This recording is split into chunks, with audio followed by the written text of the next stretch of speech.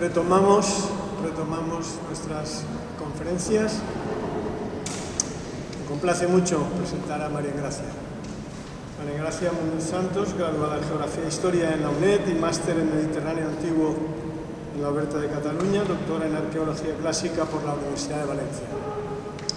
María Engracia es autora del libro Animales en arena y de gladiadores, fieras, carros y otros espectáculos en la antigua Roma. Ha escrito artículos en revistas como Historia de la National Geographic, Despertaferro, La aventura de la historia e Historia Hoy, además de publicar en numerosas revistas científicas. También ha participado en congresos nacionales e internacionales, realizado estancias de investigación en el extranjero y ha trabajado en diversas excavaciones arqueológicas. Actualmente imparte cursos, además de dar conferencias, charlas y colabora en diversas actividades culturales relacionadas con el mundo romano y el Mediterráneo en la antigüedad. Entre sus últimos trabajos destaca su labor como asesora en la exposición del Marc, Gladiadores, Héroes del Coliseo, y también su participación en la serie emitida en Movistar, El corazón del imperio. María Engracia, cuando quieras, puedes comenzar. Bienvenida. Bueno, empezamos calentando motores, ¿no? Como pueden comprobar, pero lo siento, voy a desmitificar unas cuantas cosas, así que el que crea que los gladiadores eran el sumum de la sexualidad romana, pues salgan, porque es que no va a ser así. Ahora lo comprobaremos. A ver, un segundo, ahí. ¿Cuántas veces hemos leído algo parecido a esto que he traído aquí? Los gladiadores eran las estrellas del rock de su época y su estatus no impidió que las mujeres en Roma desearan acostarse con ellos para satisfacer su lujuria con aquellos feroces y varoniles luchadores. Muy curiosa, ¿no? El texto. Es una traducción de este artículo que encontré por internet, pero bueno, no es una excepción, es lo que solemos leer en muchos sitios, ¿no? En artículos como este hay muchos publicados parecidos en internet, en redes sociales también. También lo podemos leer en libros especializados, afirmaciones como la que tenemos aquí. Libros especializados sobre gladiatura, que me parece muy curioso, ¿no? Encontramos temas como el trabajo, a ver, un segundo. No, es con el ratón. Ahí. El trabajo de los gladiadores era similar al de las trabajadoras sexuales romanas. Los grafitis romanos cuentan la historia de las fans de los gladiadores. Se rumoreaba que el emperador Cómodo había sido engendrado por un gladiador. A las gladiadoras se les daba menos armadura para así mostrar sus cuerpos desnudos. El combate de gladiadores se basó en la belleza erótica. Mentira. Ahora lo vamos a ver. Les he hecho un spoiler. Es mentira. Que lo sepan. Esto es solo una muestra de la idea que circula sobre los gladiadores como mitos sexuales en la antigua Roma. Hoy quiero analizar con ustedes si hay algo de verdad en todas estas afirmaciones o es solo una invención de la mente recalenturienta de la sociedad actual. Algo de eso hay por ahí. Partimos de que las fuentes son bastante silenciosas sobre los gladiadores. Hay muy poquito, tenemos muy poquito sobre ellos. Como veremos, no tenemos ni una sola mención explícita a que las mujeres se volviesen locas sexualmente por ellos. Y las poquísimas que tenemos son, como ahora vamos a ver, desmentidas por los propios autores de las fuentes. Y entonces, ¿de dónde sale esa imagen tan popular de los gladiadores como mito sexual, ¿no? Pues para no variar, porque las fuentes se tergiversan, se malinterpretan, se interpretan a la ligera, se manipulan e incluso yo me he llegado a encontrar fuentes mal traducidas para que cuadre todo perfectamente con que los gladiadores eran esos sex symbols, ¿no? Podríamos decir que las mujeres, que volvían locas a las mujeres romanas. ¿Qué fuentes tenemos al respecto? Bueno, como son muy poquitas, las he traído todas y las vamos a analizar detenidamente. Tenemos, por un lado, restos arqueológicos y restos textuales, ¿vale? Vamos a empezar con los restos arqueológicos. Lo he intentado hacer un poquito por orden cronológico, pero verán que voy y vengo, ¿vale? Pero más o menos creo que pueden seguir el hilo cronológico porque es bastante importante el tema de cuándo se escriben las cosas. Siempre eso le doy mucha importancia, igual a quién escribe, a qué se dedica realmente, si es un historiador, si es un poetas. Eso es muy importante tenerlo en cuenta porque no podemos valorar una fuente de la misma manera. Empezaré por los restos arqueológicos y los grafitis encontrados en Pompeya, todos ellos, pues bueno, ya sabemos, anteriores al 79 a.C., 79 después de Cristo, que es cuando el Vesubio estalla, ¿no? Erupciona. Aquí. Tenemos por una parte el hallazgo en el cuadripórtico de una mujer rica. Si han leído algo sobre gladiadores, esto es muy repetido. Una mujer rica, puesto que llevaba consigo todas las joyas, y en este lugar que estamos viendo aquí, fue donde se encontraron estos restos, es el ludus. El ludus es el cuartel, no me gusta llamarlo escuela de gladiadores, una escuela es un lugar donde uno va a aprender. Esto es más bien un cuartel militar donde la gente se entrenaba para luchar en la arena, no luchar en el campo de batalla, pero es un cuartel de gladiadores. En esto los italianos lo traducen muy bien, no lo traducen como escuela, lo traducen como cuartel. Y aquí es donde entrenaban, vivían, se alimentaban, eran cuidados, eran, pues eso, era donde vivían todos juntos. En algún momento de la historiografía se interpretó que esta mujer de la que estaba hablando, que estaba toda enjollada, estuviese en ese lugar porque solo podía haber un motivo. O sea, una mujer en un ludus, en el momento en que erupciona el Vesubio, solo puede estar ahí por un motivo. Ahora veremos. Que era una patricia y asustada ante la erupción del Vesubio, corriera a ese cuartel, a ese ludus, a encontrarse con su amante gladiador. Qué bonito, ¿verdad? Qué romántico. Pero Mau, que es el arqueólogo que excavó a finales del siglo XVIII y principios del XX, nos cuenta esto. Estos son los datos reales, ¿vale? En las dos salas en las que se encontró la punta de lanza y las demás armas, se refiere a este lugar, al ludus que acabamos de ver, armas ofensivas, que eran las armas que usaban los gladiadores, había 18 cuerpos, ¿vale? Entre ellos el de una mujer ricamente adornada con joyas de oro. En dos salas contiguas se encontraron estos 18 cuerpos, 4 de ellos eran esclavos y 14 hombres libres. Entre ellos está nuestra protagonista. Así que, bueno, podemos afirmar que estuviese buscando a su gladiador adorado. Me parece un poco atrevida, ¿no?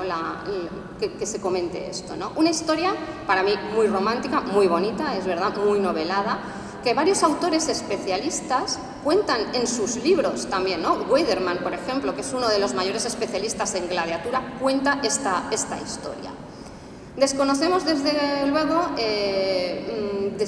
desde cuándo se repite esta historia. No creo que Weiderman se la inventase. Esto debería de repetirse en algún momento, se inventó esta historia, ¿no? Una leyenda urbana, que podríamos decir.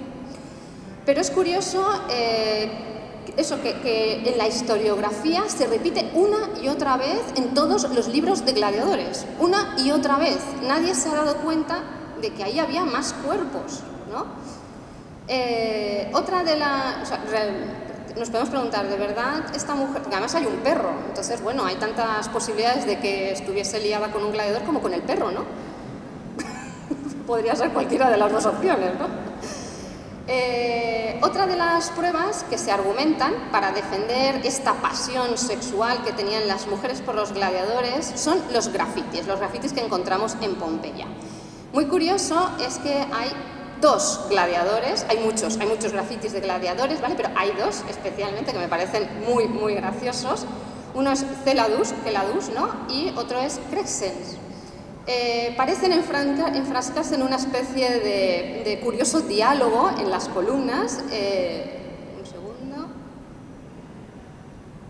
En estas columnas es donde aparece y hay como una especie de diálogo entre ellos.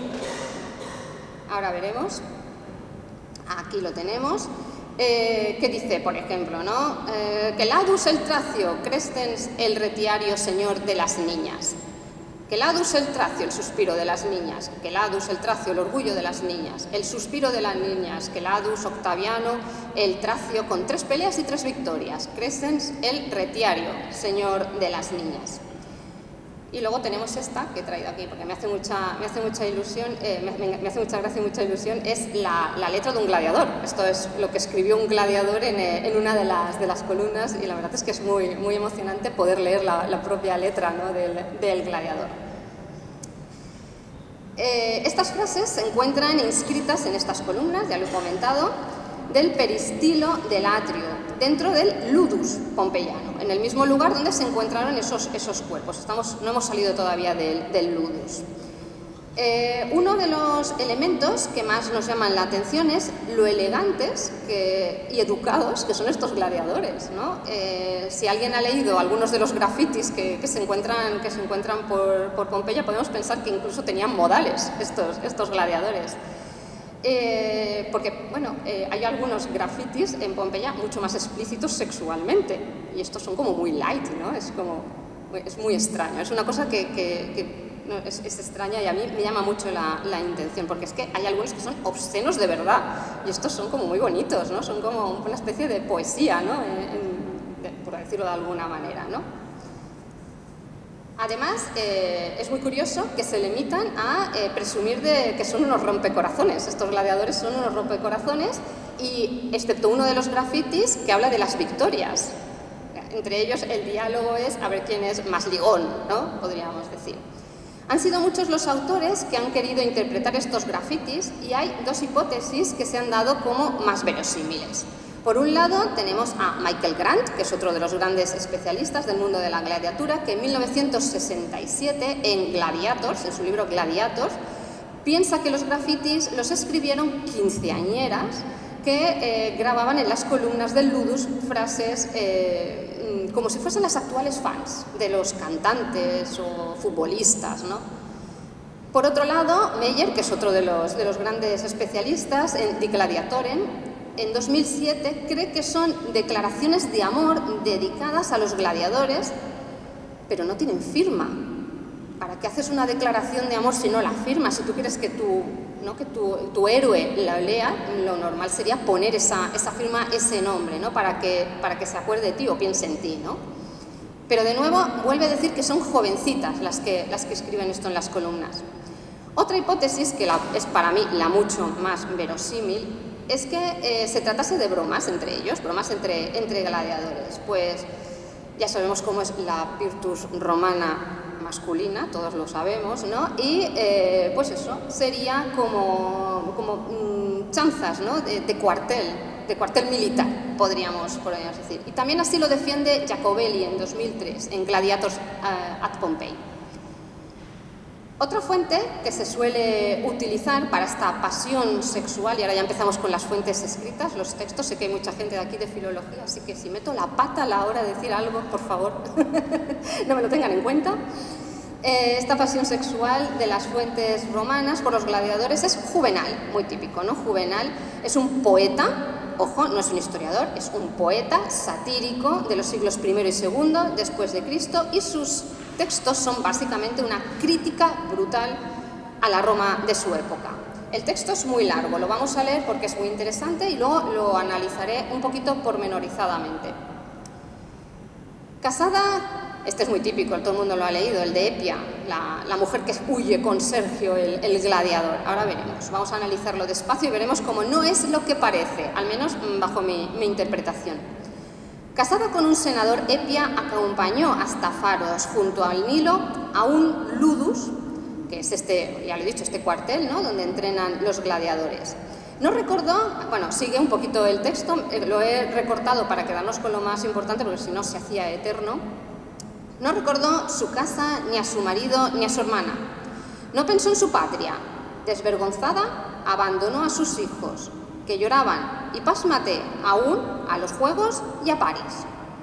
Y aunque de niña había dormido entre grandes riquezas, en las plumas de una cuna con engastes de oro, se despreocupó del mar, hace tiempo que se había despreocupado de su reputación, pues importa poco tirar la de quien se sienta en blandos sillones, de modo que con corazón constante soportó las olas del mar Tirreno y el mar Jonio, cuyo bramido retumba a lo lejos, por más que tenía que cambiar de mar tantas veces. Si la razón de afrontar un peligro es justa y es honesta, se asustan. En el miedoso pecho se les hiela el corazón. Y no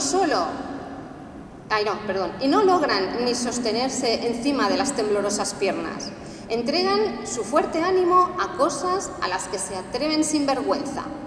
Si lo manda su marido, es duro embarcarse. Entonces la sentina, que es para quien no lo sepa, es el lugar de la quilla más bajo, que es donde entra el agua del mar y peor huele, ¿vale? Es el lugar más desagradable del barco. Es incómoda. Arriba todo gira y da vueltas. Una, la que sigue al adúltero, tiene un estómago fuerte. La otra vomita encima del marido. Esta come con los marineros, se pasea por la popa y se divierte tocando las duras jarcias. Y sigue.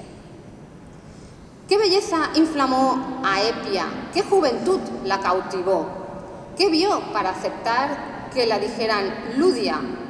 Sería Ludia, me parece, pronunciado bien.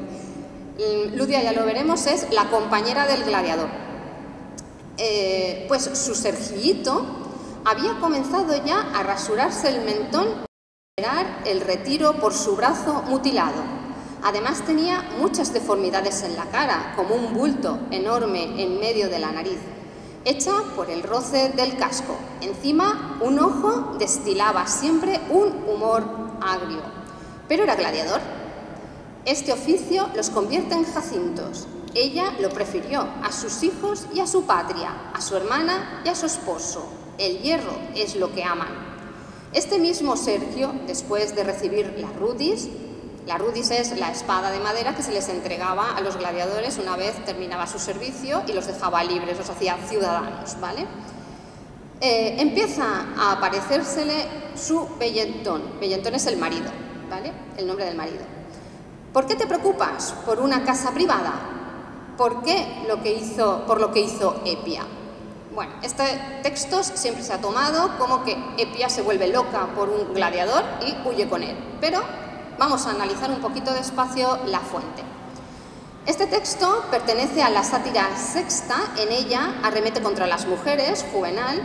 Con su texto se propone ejemplificar la infidelidad conyugal y para ello recurre a varios casos, como este que tenemos aquí, protagonizado por Epia, que es la esposa del senador Bellento. Su historia, la que acabamos de leer, sucede en época de Domiciano. Esto es lo que se suele decir. Esto es lo que se suele decir, lo que siempre leemos en todos sitios, porque hay una cosa que siempre tenemos los historiadores, que unos nos copiamos a otros y repetimos una y otra vez las cosas hasta que llega uno y dice, no, punto, vamos a empezar de cero y veamos las cosas de otra manera, ¿no? Que es lo que me gusta a mí hacer y algunos me odian incluso por hacer eso, porque les desmonto todo el tinglado que tenían en la cabeza, ¿no? Esto es lo que se suele decir sobre esta sátira y siempre se ha entendido como una crítica hacia ella, que loca por su deseo carnal hacia un gladiador, lo abandona todo prefiriendo a un gladiador viejo y tullido antes que a su marido y su propia familia. Pero vamos a intentar hacer una lectura diferente. Veremos cómo el resultado es curioso y que, aunque ella huyese con este Sergillito, el Juvenal aquí lo deja muy bien, ¿no? El Sergillito este, no fue el deseo carnal por él, sino que tuvo otros motivos. Vamos a ver. Es curioso cómo comienza por contar que ella huye a otro lugar. No comienza diciendo que huye con un gladiador, huye con un grupo de gladiadores, ¿vale? Huye con un ludus, que es este grupo de gladiadores que es contratado en lugares diferentes, ¿no? Y es como los circos actuales que van de un lado para otro, ¿no? Según quien les contrata, ¿vale? Pues huye a otro lugar. No comienza con que ella huye con un gladiador, dice que con un ludus, un grupo de gladiadores. No enfatiza el hecho de que ella huya con un gladiador específico. Esto ya en Juvenal nos debería sonar un poquito a que nos quiere contar otra cosa muy diferente, porque es que Juvenal va de huello. Quien ha leído a Juvenal él no se corta, él va de huello con quien sea, ¿vale? Entonces, que no nos nombre al gladiador ya es extraño. No centra su atención en este gladiador, ella marcha a un lugar exótico. Esto es lo que da importancia desde un principio. Ella marcha a este lugar exótico. Faros es el lugar en el delta del Nilo. Curiosamente, Juvenal fue desterrado, fue exiliado a Egipto. Qué curioso, ¿no? La elección, como él, ¿no? Fue también al Nilo, ¿no? Este lugar, Faros, pues eso digo, que Juvenal también fue desterrado y marchó a Egipto, un lugar que además tiene un fuerte peso en la mitología grecorromana, porque según Eurípides, era el lugar donde Helena de Esparta había sido llevada por Hermes, ¿no? Porque a Troya con París había huido en forma humana, pero no era ella, era una especie de aire del cielo, nos cuenta Eurípides, ¿no? Fabricado por Hera, por la diosa Hera. Además, nos habla de París, nos lo deja patente aquí. ¿Se ve el ratón? ¿Se ve? Aquí. O sea, es que además nos dice París. O sea, que es como... ya nos va dejando pistitas, ¿no? en el poema.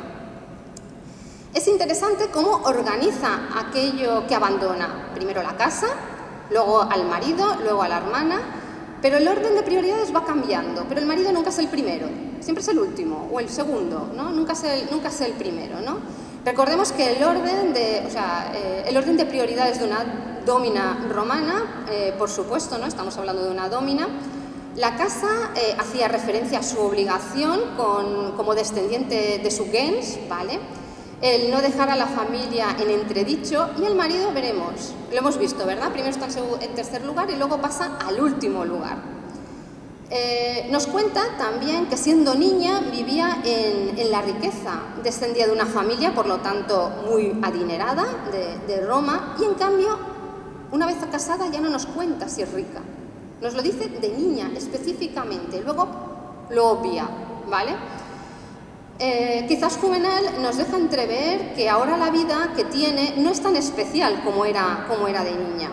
Sabemos que en la antigua Roma era muy normal los matrimonios pactados entre los padres, ¿no? de ambos cónyuges, ¿no? En los que ella aportaba el capital necesario para que sus maridos, que no eran tan adinerados, ¿vale? Pudiesen escalar en el cursus honorum. Podría ser un caso, por ejemplo, ¿no? Lo que hace Epia es escandaloso, es verdad, ¿no? Es huir con el ludus, huye de su casa. No es que huya con Sergia, es que huye de su casa y huye con un ludus a otro lugar, deja su Roma. Eso para Juvenal es lo que le duele, ¿no? Pero tiene un coraje firme, lo dice, la pone como valiente. Ella tiene ese coraje de abandonarlo todo, abandonar su amada Roma, porque ella es romana, al fin y al cabo ha sido educada como una romana, pero tiene ese coraje, esa valentía, ¿no? No se amedrenta, nos lo dice una y otra vez en el texto. Ya está muy avanzado el texto, casi hasta mitad del texto, no aparece el motivo real de su huida. El adúltero. No nos dice el nombre todavía, nos dice un adúltero. El hombre con quien se acuesta ella, ¿no? El gladiador, Sergio, que además eso, llama Sergiito, como para denigrarlo, ¿no? Al gladiador, Sergiito. Parece que ella realmente en el texto, cuando huye con él, se siente liberada y feliz. Tal y como nos lo cuenta, ella es feliz. En todo momento el marido no sale bien parado. ¿Nos hemos fijado? Ella no está feliz con su marido, nos lo está contando Juvenal. Sergio es viejo. Juvenal nos lo cuenta con una ironía, ¿vale? Dice que, bueno, hablando de un gladiador joven, esa es la ironía, que apenas acaba de empezar a afeitarse, es decir, él es mayor, eso es una ironía con la que juega Juvenal. Además no es un Adonis, obviamente no es un Adonis, está herido, está magullado, le falta un brazo, le sale pus de un ojo. Él no, vamos, como para huir con él. ¿Cómo debía ser el marido para preferir a Sergio? Podemos imaginárnoslo, ¿no? O sea que me he perdido. Ella huye con él, obviamente, incomprensible, ya nos hemos dado cuenta. Aún así, a ella le parece un Jacinto, tanto pues como para huir a otro lugar muy lejano de su patria, de su familia, de su hermana. Lo prefiere a cualquier cosa, a quedarse en Roma. Para poder entender por completo el texto, vamos a contextualizar este texto, hay que tener en cuenta la historia del marido. La gente se olvida de quién es el marido real de Epia. Aulo, Didio Galo Fabricio Veiento, fue desterrado en el 62 por abusar de la influencia con Nerón, por su influencia con Nerón para vender cargos públicos. Era un corrupto, su marido era un corrupto, no era un buen romano, por lo tanto. Y difundir libelos contra varios personajes. Pero regresa y prospera bajo los Flavios, pasando a pertenecer al consejo privado de Domiciano, otro emperador que tampoco es que fuese buen emperador, ¿no? Como le suelen poner en el equipo de los emperadores locos, ¿vale? Vamos, que era todo un personaje y corrupto, ¿vale? En esta Roma de Nerón y digno de ser dejado por un gladiador, aunque a este gladiador le faltase un brazo y le supurase pus del ojo, ¿no? Creemos que el texto podemos ver la comparación, ¿no? Entre este viaje, nos habla del viaje cuando vomita sobre el marido, ¿vale? Podría ser esta huida al exilio en época de Nerón, y la segunda sería ya con Domiciano cuando ella hace este segundo viaje huyendo con Sergio. Podemos dejar volar un poquito la imaginación por contexto, el que conoce el mundo romano, que creo que aquí todos conocemos el mundo romano, vamos a dejar un poquito volar la imaginación y pensar que ella probablemente estaría casada, no sabemos si en primeras, segundas, terceras, quintas nupcias con este Veiento, sería casada muy joven, no sabemos la edad de este Veiento, pero probablemente sabemos que debía de ser mayor que ella, algo mayor que ella, probablemente mucho mayor que ella, ¿no? Tanto como para que Juvenal destaque que Sergio no es un jovencito. Así que a lo mejor Sergio incluso era mayor que su marido, ¿no? Como Veiento tuvo varios hijos con Epia, los hijos no se los puede llevar, se tienen que quedar con el marido, porque lo decía Patricia, la compañera, lo decía ayer, los hijos son del marido, no son de ella, así que ella tiene que huir dejando a sus hijos. Y además siempre hemos visto que los hijos los pone enseguida, o sea, es a lo que más va a echar ella de menos, ¿no? en el texto. Quizás, como en tantos matrimonios, ella, ya lo he comentado, aportase el dinero al matrimonio. Recordemos que ella es una niña rica, nos lo dice, ¿verdad? Dormía en una cuna de oro. Y el marido necesitaba este dinero. El marido en el texto constantemente queda como un pusilánime. ¿Nos hemos dado cuenta? No es el héroe aquí, es el villano, ¿no? Y la protagonista es ella, no es Sergio. No es que ella huya con Sergio, es que ella huye. Eso es lo que nos tenemos que quedar, ¿no? Nos podemos preguntar si huye enamorada de Sergio, eso sería muy bonito, si huye enamorada de Sergio, o solo es una oportunidad para escapar de su matrimonio, de un hombre corrupto, de un mal romano, de un romano que no tiene virtus, que la ha perdido, ¿no? Quizás por eso lo del hierro, lo de que la mujer sigue el hierro, porque podría ser que ella, pues eso, amase esa virtus que sí que demuestra el gladiador. Los gladiadores se caracterizaban por ser virtuosos, ¿no? Por aceptar la muerte, por luchar como soldados. Su marido ha perdido esa característica del soldado en esta sociedad tan militarizada que era la romana, ¿no? O simplemente era una mujer joven con ganas de correr aventuras. ¿Por qué no? Nunca nos planteamos esto, ¿no? ¿Y si ella era una mujer que quería sentirse libre y aprovecha la oportunidad para huir? Huye además a Egipto, que es muy curioso, un lugar exótico, probablemente cuna de muchas de las historias que debían de circular por la Roma de aquel momento gracias a Cleopatra, que aún estaba muy en mente, ¿no? Probablemente.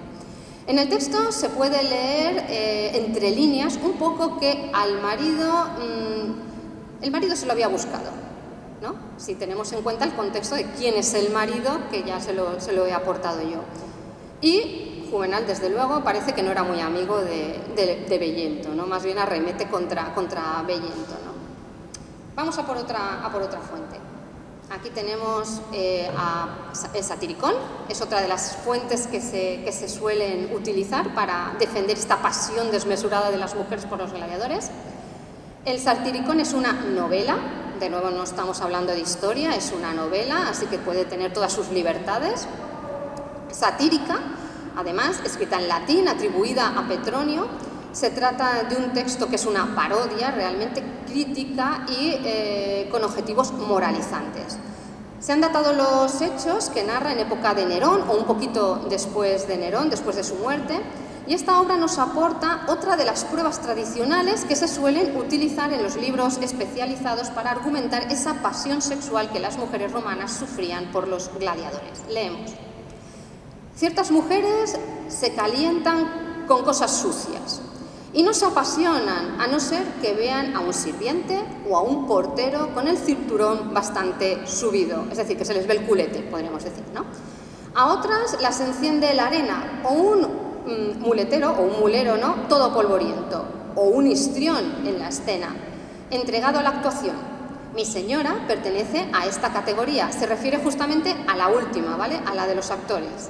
Desde la orquesta pega un salto hasta la fila 14 y en la plebe más alejada busca lo que le gusta. Recordemos que tanto en el anfiteatro como en el teatro la gente se sentaba según su escala social, ¿no? Más cerca de la arena o de la orquesta se sentaban los senadores, los patricios, y más hacia arriba, ¿no?, cada vez menos ricos, arriba estaba la plebe, los esclavos, etcétera, etcétera. Solo tenemos este dato, las enciende la arena. Nada más.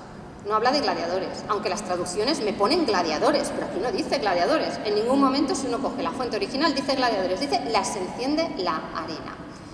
Pero no sabemos a quién se refiere, porque por arena podemos entender aurigas, venatores, gladiadores, o simplemente les enciende el espectáculo. También podría ser que les encendiese el espectáculo, ¿no? Curiosamente, sí que se refiere a los muleros, a los histriones, a los porteros, a los sirvientes, y nos podemos preguntar, ¿por qué no especifica que son gladiadores los que les atraen de la arena? ¿Vale? ¿Por qué habla de forma general de la arena cuando sí que especifica en los otros casos? Vamos a por otra, vamos desmintiendo, ¿no?, las fuentes. Seguimos con la siguiente, otra de las típicas que se suelen utilizar.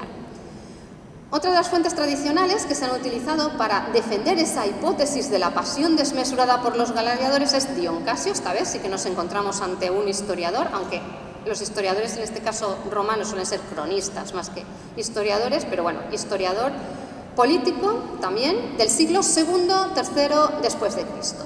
Nos cuenta, estaban enfadados con él al verlo como sirviente para una mujer y para unos libertos, y sobre todo porque los otros y el propio Claudio deseaban que Sabino, el jefe de los celtas con Gayo, muriera en un combate singular.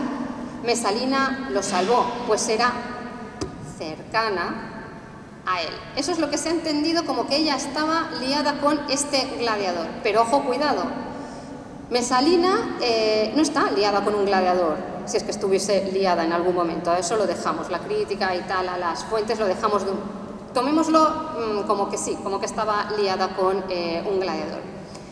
O sea, como con esta persona, ¿vale? Pero ella no estaba liada con un gladiador, lo leemos perfectamente, dice, sino del jefe de los celtas, de los jefes de los celtas con Gayo, que iba a ser obligado a luchar en combate singular, es decir, que él aún no es gladiador. Ella lo que está liada es con el capitán el soldado este, ¿no?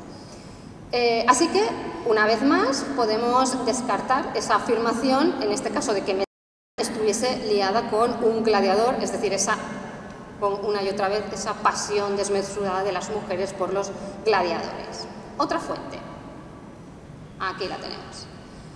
En este caso se trata de la Historia Augusta, habla de Marco Aurelio, siglos II y III, está escrita por Julio Capitolino. Ya sabemos que la Historia Augusta hay que tomarla con alfileres, pero muchas veces es lo único que tenemos, así que nos tenemos que basar en ella. Algunos dicen, y ello parece verosímil, que Cómodo Antonino, su hijo y sucesor, no fue engendrado por él, sino que nació a causa de un adulterio, y urden la siguiente historieta, basándose en rumores del vulgo, ¿vale? Aquí tenemos la clave, basándose en rumores del vulgo, que Faustina, la hija de Pío y esposa de Marco, habiendo visto en cierta ocasión pasar a unos gladiadores, se enamoró ardientemente de uno de ellos y luego reveló a su marido ese amor cuando se hallaba postrada por una larga enfermedad. La historia augusta, ya sabemos, critica mucho a las mujeres también, en este caso sería Faustina la menor, la esposa de Marco Aurelio, y cuenta historias de adulterios con marineros y gladiadores de esta mujer, sugiriendo que Cómodo era hijo de un gladiador y de ahí explicar esa pasión que Cómodo tenía por los gladiadores, que incluso se convirtió él en un venator y en un gladiador, ¿vale?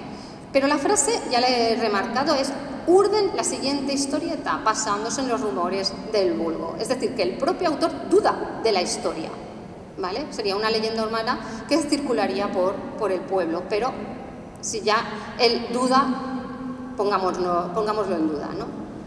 La última fuente que ha sido utilizada para apoyar estas historias, ¿no?, de sexualización del gladiador, es Tertuliano, otro autor que también hay que tenerlo así un poco en entredicho, ¿vale? Es un padre de la Iglesia y enemigo declarado del paganismo romano. Vivió en la segunda parte del siglo II y primera parte del siglo III después de Cristo. Nunca viajó a Roma, nunca se movió de su Túnez natal. Tertuliano aprovechaba cualquier motivo para arremeter contra el pagano romano, para conseguir adeptos para el cristianismo. ¿Y qué cuenta este autor? Ten en cuenta incluso a aquellos que dan y que administran los espectáculos. Observa su actitud con los cuadrigarios, los actores, los atletas, los arenarios. O sea, en definitiva, los más queridos de entre los hombres, a quienes los hombres entregan sus almas y las mujeres incluso sus cuerpos, por cuyo beneficio cometen los pecados que ellos les echan en cara. Y al mismo tiempo los glorifican y los degradan y los rebajan. Sí, y más allá, ellos abiertamente los condenan a la desgracia y a la degradación civil. Ellos los mantienen religiosamente excluidos de la curia, de la rostra, del senado, del orden ecuestre y de cualquier otra clase de posición o cualquier otra distinción, es decir, la infamia, lo que conocemos por infamia, ¿vale? Es interesante en este texto ver cómo Tertuliano nombra a todos aquellos que participan en los espectáculos, no concretando oficios. Habla de cuadrigarios, estos serían pues aquellas personas dedicadas a los espectáculos del circo. Podría haber dicho aurigas, ¿por qué ha dicho cuadrigarios? Nos podríamos preguntar, ¿no? Escaénicos, es decir, los actores de teatro en general, no habla ni de histriones, ni de mimos, ni de cualquier otra de las profesiones que se desarrollaban dentro del teatro, ¿no? Y luego además, aquí lo he traducido, pero en realidad son los sísticos, ¿vale?, de lo que habla Tertuliano, que eran los que realizaban actividades en estadios. Y arenarios, de nuevo, ¿vale?, aquellos que realizaban actividades, ya lo he dicho, dentro de la arena. Vemos que en realidad lo que hace es referencia a los 4 edificios de espectáculos, de forma genérica. Vemos que habla del circo, del teatro, de los estadios y de los anfiteatros, hablando de los que trabajan en ellos de forma genérica. Quizás alguien me podría decir, bueno, pero cuadrigarios, cuadrigas, sí, pero ¿es el auriga o es alguien de los que participan dentro de la cuadriga? Porque alrededor de la cuadriga hay mucha gente trabajando, ¿vale? No solo está el auriga, que es el que conduce, ¿vale? En el caso del anfiteatro no habla de gladiadores específicamente, sino de arenarios. No habla de gladiadores, sino de arenarios. Y recordemos que el espectáculo que se llevaba a cabo en estos edificios había, ya lo he dicho antes, gladiadores, venatores, pero había muchas otras personas que son llamadas arenarios, como los auxiliares del anfiteatro. Y muchos más espectáculos que se desarrollaban dentro de la arena, que también son llamados arenarios, pero había domadores, cuidadores de fieras, había mucha gente que se les denomina de esa manera, arenarios.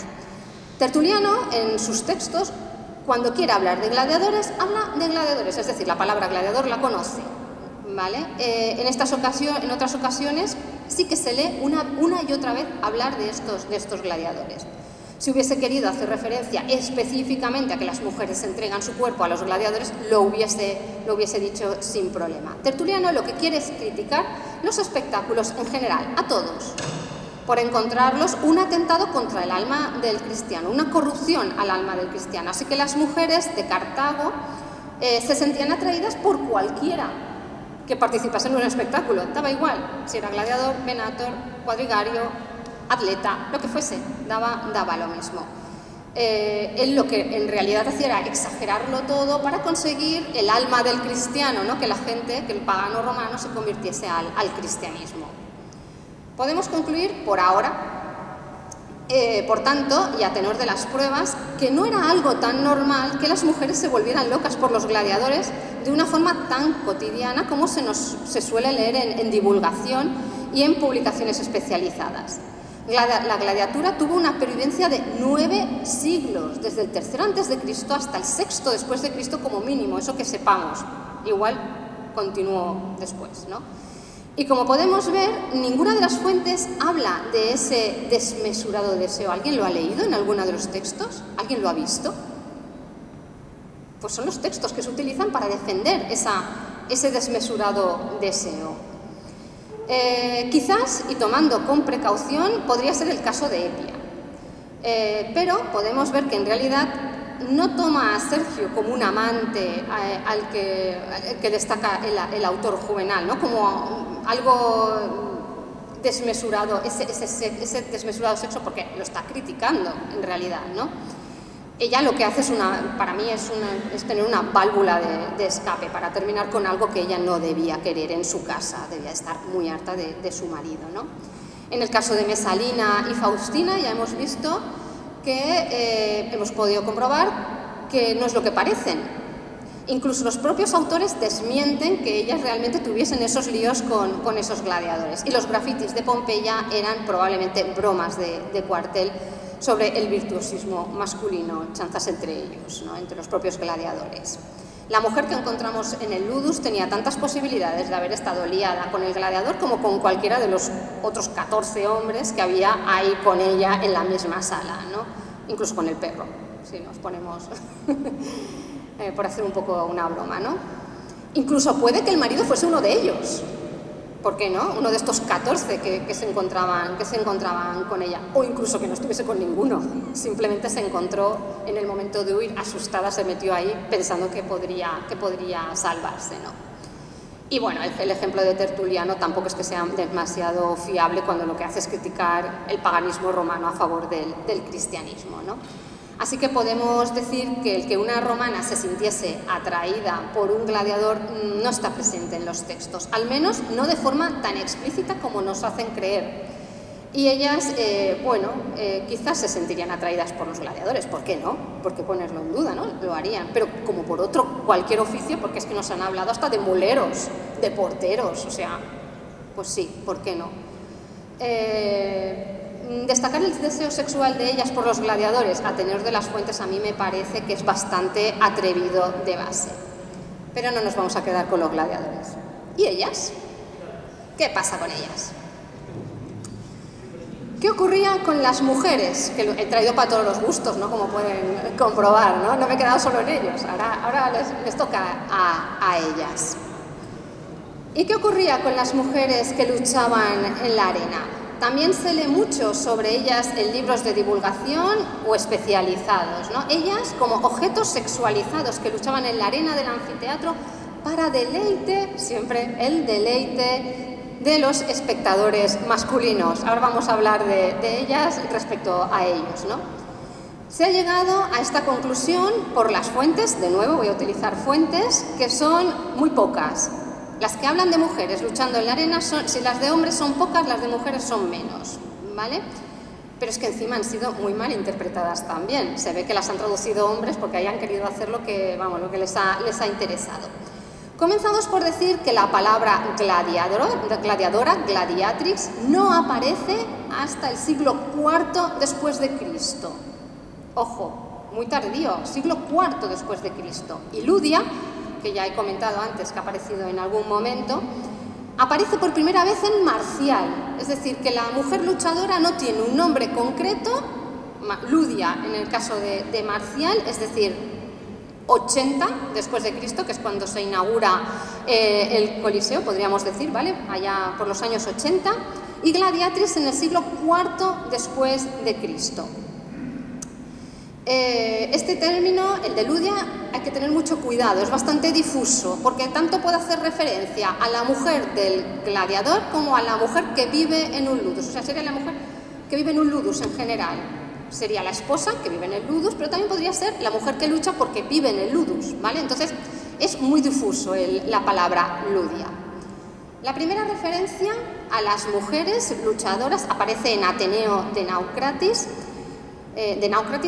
gramático y retórico. Es un autor del siglo III después de Cristo, pero ojo, lo que hace es retomar, por eso lo he puesto en primer lugar, ya he dicho que lo he hecho de forma cronológica, retoma a un autor anterior, a Nicolás de Damasco, historiador y filósofo del siglo I antes de Cristo. Hemos perdido sus textos, lo tenemos que recuperar a través de otros autores, como en este caso Ateneo.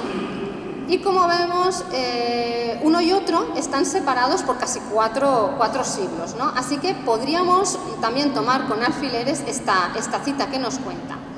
Pero bueno, de todas formas la vamos a tomar, la vamos a analizar, ¿vale? Nos cuenta. Y ya se ha dado el caso de que uno dejara escrito en el testamento que se enfrentan en combate singular las mujeres más hermosas que poseía. Combate singular, las mujeres más hermosas que poseía. El pueblo, ojo, no toleró la violación de la ley, sino que declaró nulo el testamento. O sea, que estas mujeres que siempre se ponen como ejemplo de que fueron las primeras luchadoras, no llegan a luchar. Es nulo el testamento. Esto nunca ocurrió, nunca llegó a ocurrir. Otra de las fuentes. Tenemos a Petronio de nuevo, retomamos. Y he aquí que ahora vamos a tener un combate excelente de gladiadores. Durará 3 días y no serán gladiadores profesionales, sino libertos en su gran mayoría. Aquí hay una parte del texto que me he comido porque no venía a cuento y luego sigue. El depósito de víctimas estará en medio para que todo el anfiteatro pueda verlos. Aquí hay otra parte del texto que habla del dinero que le va a costar, etcétera, etcétera, que también lo he omitido, y sigue. Y ya dispone de cierto número de víctimas para el sacrificio. Y entonces cuenta. Y una mujer escedaria y el intendente de Glicón, que fue sorprendido haciendo el amor a su patrona. Glicón, pues, que no vale un sestercio, condenó al intendente a las fieras. Esto se ha tomado que es una mujer luchadora, no sé por qué, porque nos está hablando de víctimas, ¿vale? Si nos fijamos bien, no se trata de una mujer luchadora, en realidad esta es una mujer que va a ser ejecutada en un damnatio, habla de animales, habla de bestias, ¿vale? De fieras, va a ser ejecutada en una damnatio a bestias. El que aparezca montada como una sedaria, el gladiador escedario, es el que va montado en un carro. Lucha como un soldado galo o britano, ¿vale? Que son los que van montados en carros y se le llama escedario. Pues tampoco tiene demasiada importancia, aunque aparezca en la arena montada en ese carro, porque recordemos que el Satiricón está datado en época de Nerón, y Nerón le encantaba hacer mitos a la hora de de ejecutar a los condenados a muerte. Realizaba mitos, escenificaba mitos. Tenemos a Orfeo, por ejemplo, cayendo dentro de... Se abría el que iba a ser condenado, le vestían de Orfeo, tocaba la lira, no sé yo si afinaría o no, sabiendo que iba a morir, y en un momento dado se abría la montaña y caía dentro de una jaula con un oso. Podría ser que en este caso esta escedaria fuese una escenificación de estos mitos, ¿no? Se les llama como fatal charades a estas locuras neronianas, ¿no? Seguimos, por lo tanto, sin encontrar mujeres luchando. De todas formas, nos habla de una mujer que va a luchar contra sí misma. Si hubiese luchado, nos contaría 2 mujeres o una mujer contra alguien, pero es que dice una mujer. No va a luchar contra sí misma, o sea que podemos descartarla como otra mujer luchadora.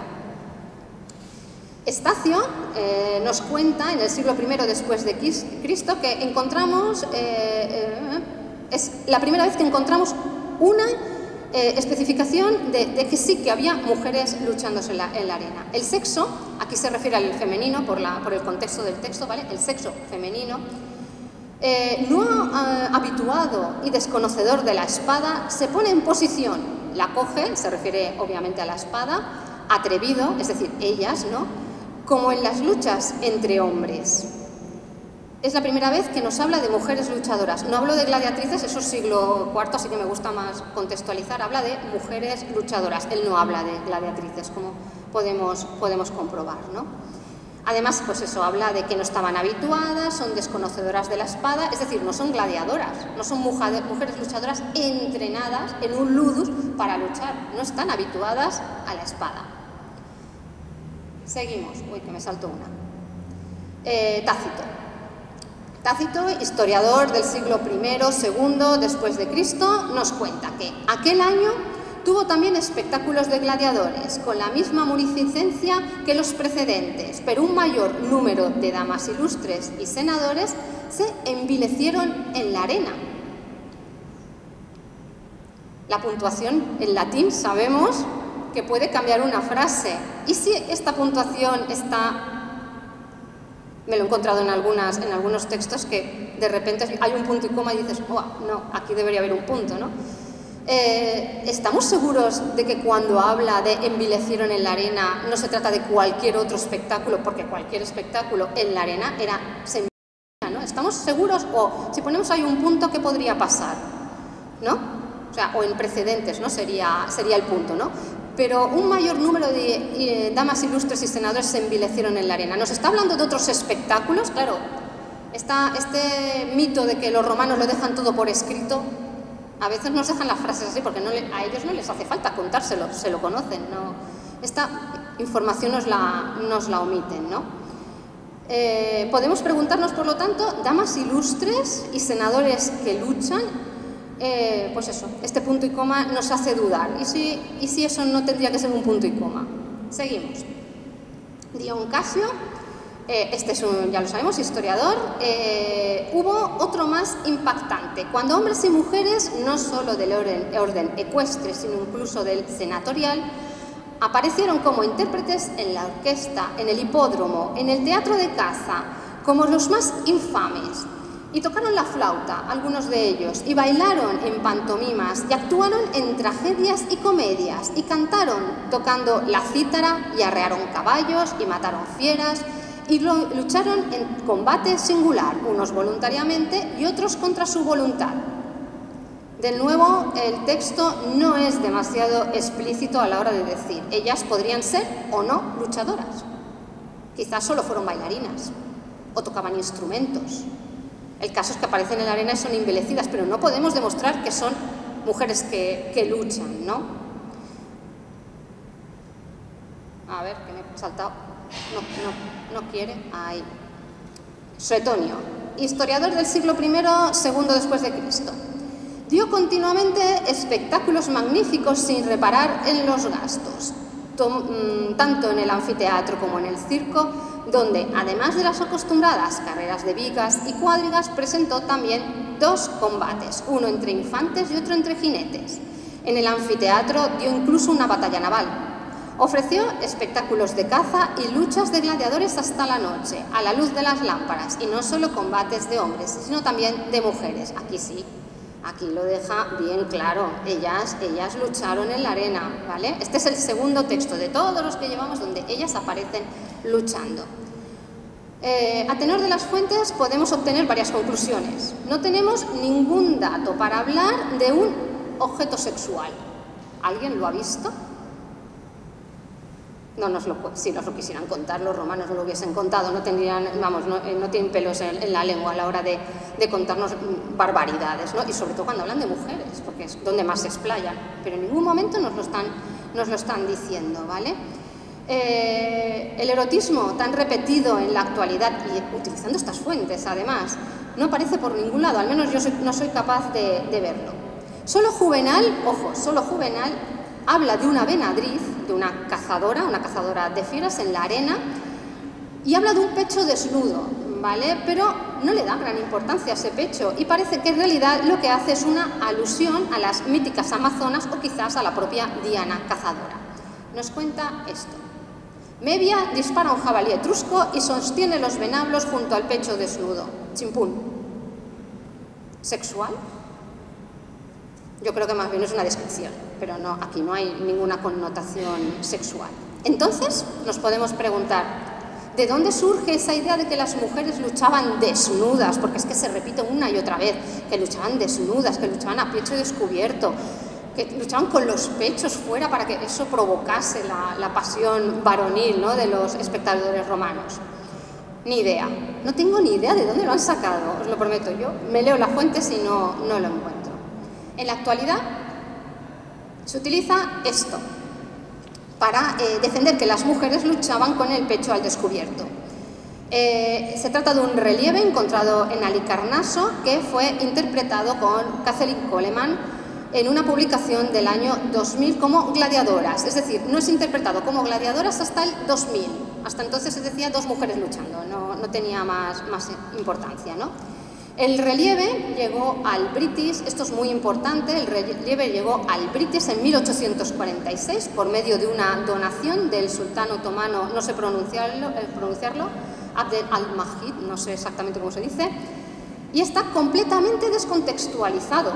No se sabe ni cuál es su función, ni dónde aparece, ni qué fecha tiene, no sabemos nada sobre él. Por características se ha datado entre el siglo I y II después de Cristo, pero ojo, cuidado, son 100 años mínimo, o sea, la horquilla es tremenda, ¿vale? Y bueno, de lo que podemos hablar es de lo que vemos, eso es lo único que tenemos, ¿no? Lo que vemos, dos mujeres luchando, tenemos los nombres de ellas debajo, quien no sepa griego, una es Aquilea, otra es Amazona, y lo único que utiliza Coleman para decir que estos son gladiatrices es que llevan un armamento, aunque no se ajusta realmente a ningún tipo de gladiador masculino, ojo, y que encima tiene la palabra, ojo que me he pasado 24 horas practicándola a ver si me sale bien, apelizusa, ¿vale? Creo que la he pronunciado correctamente, apelizusa, que sería el equivalente al latín misio, que es cuando un espectáculo queda en tablas. Así que a partir de lo que ella lleva puesto y esa palabra, Coleman dijo que esto eran dos gladiadoras. Podría tratarse, por tanto, de unas gladiadoras, pero también de una alegoría. ¿Por qué no? Podría tratarse de una alegoría a la que tan aficionados nos tienen en Oriente. Es muy importante en gladiatura dividir Oriente y Occidente. No es lo mismo la gladiatura en Oriente que la gladiatura en Occidente. Son dos gladiaturas completamente diferentes. Lo que pasa es que el problema que tenemos es que tenemos tan poco que normalmente los especialistas lo meten todo en un saco. Pero ojo que no tenía las mismas características Oriente y Occidente, ¿vale? Podría tratarse de una lucha entre Oriente y Occidente, una alegoría de esas luchas. Estamos, no sé, el altar de Pérgamo, por ejemplo, que nos cuentan muchas de estas luchas, ¿no? Pues eso, una lucha entre Aquilia, que sería Aquiles, nos evoca ese nombre, Aquiles, y Amazon, ¿no? Amazona, ¿no? Que sería Pentesilea, ¿vale? Entonces, los nombres no están escogidos al azar, creo yo. No son dos gladiadoras porque podían haber puesto cualquier otro nombre, Pantera y Amazona, no sé. Pero Aquiles, Aquilia y Amazona, que evoca, ¿no?, a esa referencia a la mítica lucha en Troya entre Aquiles y Pentesilea. También podría ser una lucha entre el Oriente bárbaro y el Occidente civilizado. Es que claro, como no tenemos contexto ni sabemos realmente en qué siglo se realizó, las posibilidades son múltiples, ¿no?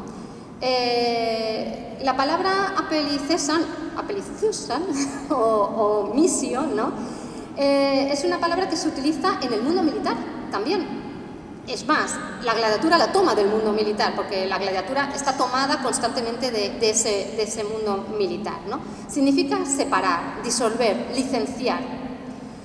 Además, si fuesen gladiadoras, como defiende Coleman, y luchasen como provocatoras, que sería lo que se defiende, lo que ella defiende, las provocatoras, les falta el cardiopílax, que es una de las características principales de este tipo de gladiador, ¿no? Y las fuentes siempre destacan que los gladiadores luchan a cabeza cubierta por guardar el anonimato, ¿vale? Lo que en realidad lucha es la virtus, no el gladiador. Y aquí no llevan casco. Dicen, el casco es lo que está a los pies. Bueno, he leído de todo, que el casco es lo que está a los pies, que lo que hay a los pies son otros gladiadores que luego van a entrar a luchar, o que es el público, o que no es nada de eso. No sabemos lo que hacen ahí los cascos, ¿no? Lo que nos interesa aquí es, a partir de esta interpretación del relieve, partamos, ¿no? ¿Vale? Que son gladiadoras, partamos de este punto, luchadoras, mejor dicho, ¿no? Al modo de gladiadores se defiende que luchan con el pecho descubierto, por esta de aquí. A ver, por esta teta, vamos a hablar claro, por este pecho, ¿vale? Esta teta, porque esta está de espaldas, obviamente, ¿vale? Por esa teta. Así, a partir de aquí se ha dicho que ellas luchan desnudas, pecho descubierto mínimo, ¿vale? Esto lo hacen por un paralelismo, que si ellas visten como ellos, ellas debían de llevar el pecho descubierto como ellos llevan el pecho descubierto. Eso es el paralelismo que se suele hacer. Así es como sexualizamos a las mujeres en la gladiatura, ¿no? Dejando aparte el error de una falta de conocimiento del contexto romano de quien afirma estas cosas, porque yo no sé, el que un romano viese un pecho, si eso debía de excitarles o no, ¿no? Recordemos que incluso en las pinturas eróticas, ¿no? En Pompeya, ellas van con el pecho descubierto. Si realmente eso fuese tan necesario para que un hombre, pues, su virtus reviviera, por decirlo de alguna manera un poco light, porque en las pinturas pornográficas ellas llevan el pecho cubierto. A lo mejor es que a ellos no les excitaba eso, es que partimos de un hecho actual de que eso a los hombres les excita, ¿no? Ellas llevan en muchos casos ese pecho cubierto, ¿no? Incluso aquí he puesto a Leda, ¿no? Con el pecho cubierto, pero hay muchos casos en los que las diosas van con el pecho descubierto. Si a un romano eso les excitase, las cubriría como cubre a sus patronas, ¿no? No tiene mucho sentido.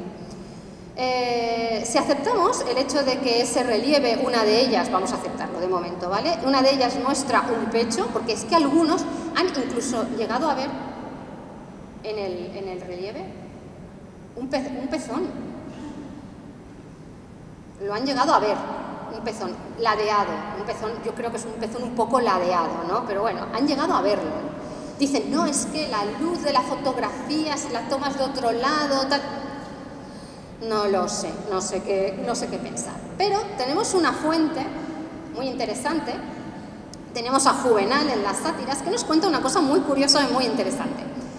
Dice sobre una mujer que entrena, ¿vale? Porque las mujeres sabemos que entrenaban, otra cosa es que luchasen en la arena, pero que entrenaban sí, tenemos muchos casos de mujeres que entrenaban, incluso tenemos epigrafía donde se habla de mujeres en ludus que entrenan. Lo que no está bien visto es que salgan a la arena, pero sí que entrenen. Entrenar no tiene mucha importancia para ellos. Pues nos cuenta, ¿qué decencia puede demostrar una mujer con casco que abdica de su sexo y se enamora de la fuerza? Sin embargo, esta misma no querría ser hombre, pues nuestro placer de serlo es nada y menos. Bonita exhibición si hiciera una subasta de las cosas de tu esposa, consistentes en un balteus, un manicae, el casco con plumas y una media greba en la pierna izquierda. Y si, a ver, un momento, la vista, y si imagina otro tipo de combate, tú tan dichoso porque tu chica se pone a vender grebas. Estas son las que sudan dentro de una fina cíclada. Eso es una camisa de gasa ligera que está un poco redondeada. Cuyas delicias, es decir, la piel, ¿no? Los pechos y tal, ¿no? Incluso un pañito de seda quema.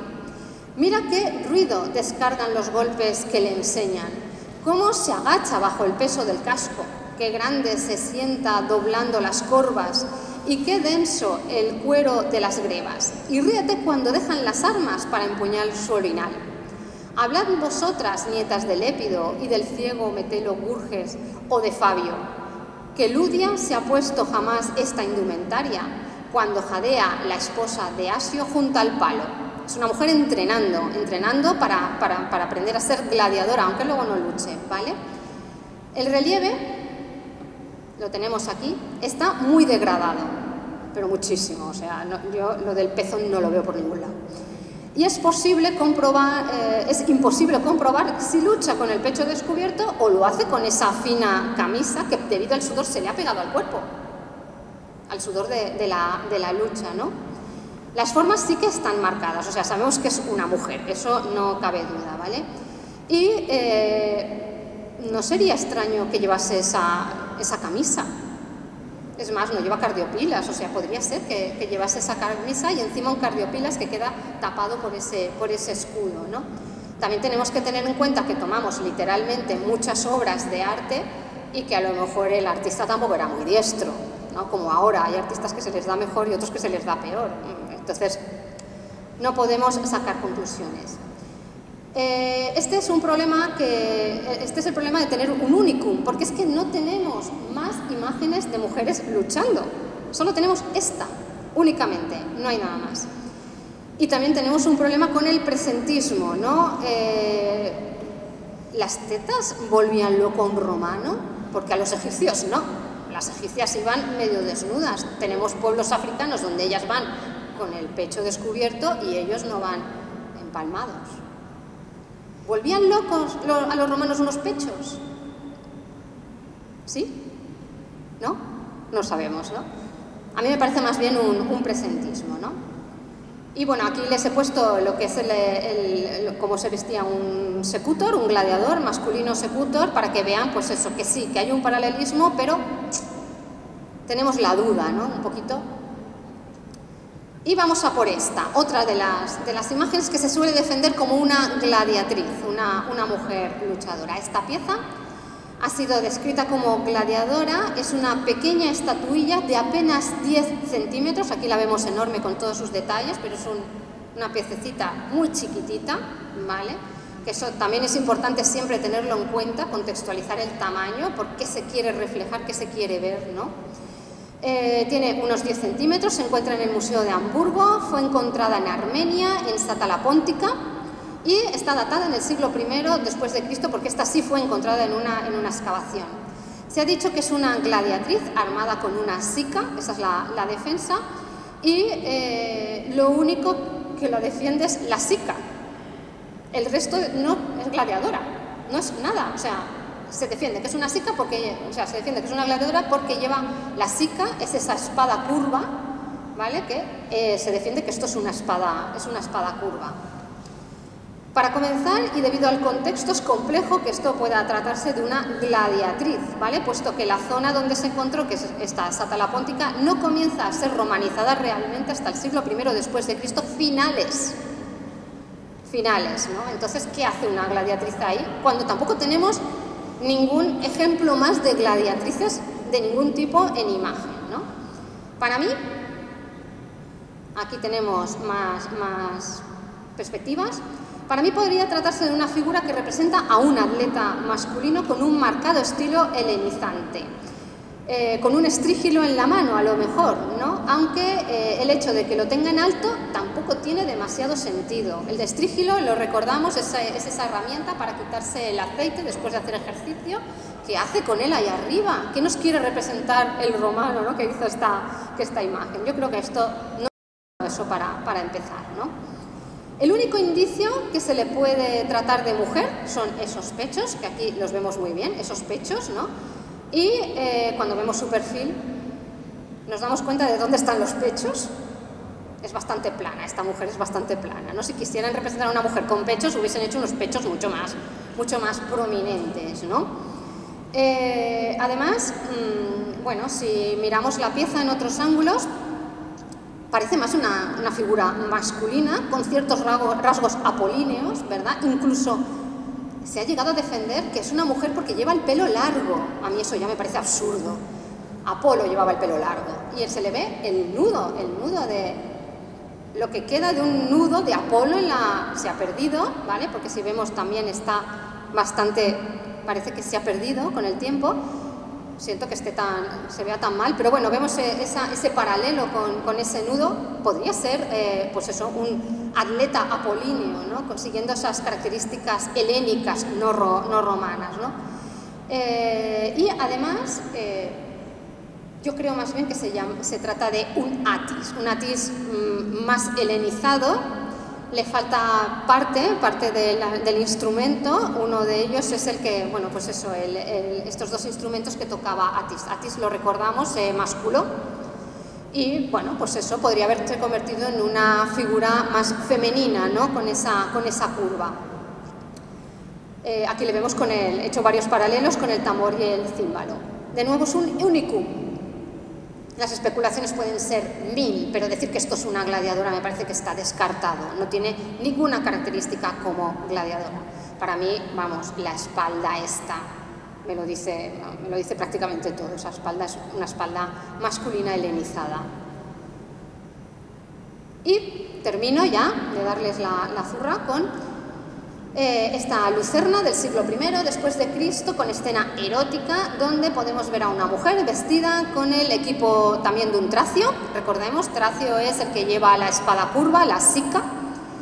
Vemos a una mujer vestida con el equipo tracio, vemos el escudo, no sé si lo pueden, no sé si lo pueden apreciar, un escudo.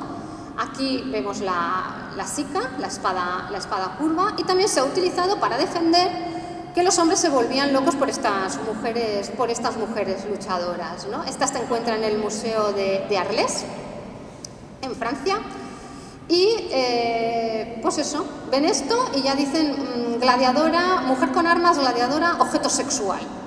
Los hombres se volvían locos por las mujeres vestidas de gladiadoras.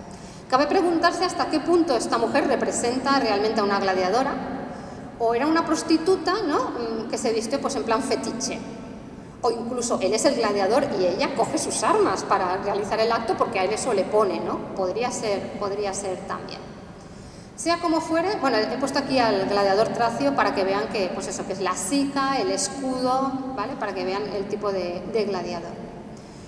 Sea como fuere, todos los datos dejan bastante patente que ni ellas se volvían locas por ellos, ni ellos por ellas, ¿vale? Que se trata de una mala interpretación de las fuentes que, traducidas de un modo no correcto e interpretadas desde un desconocimiento del contexto, nos hablan de una sexualización de los cuerpos y de un deseo carnal por estas figuras, además también por la actualidad, por culpa de toreros, futbolistas, cantantes. O sea que desde nuestro punto de vista estamos analizando estas fuentes, ¿no? estas imágenes. ¿Existiría esta atracción de ellos por ellas, ellas por ellos?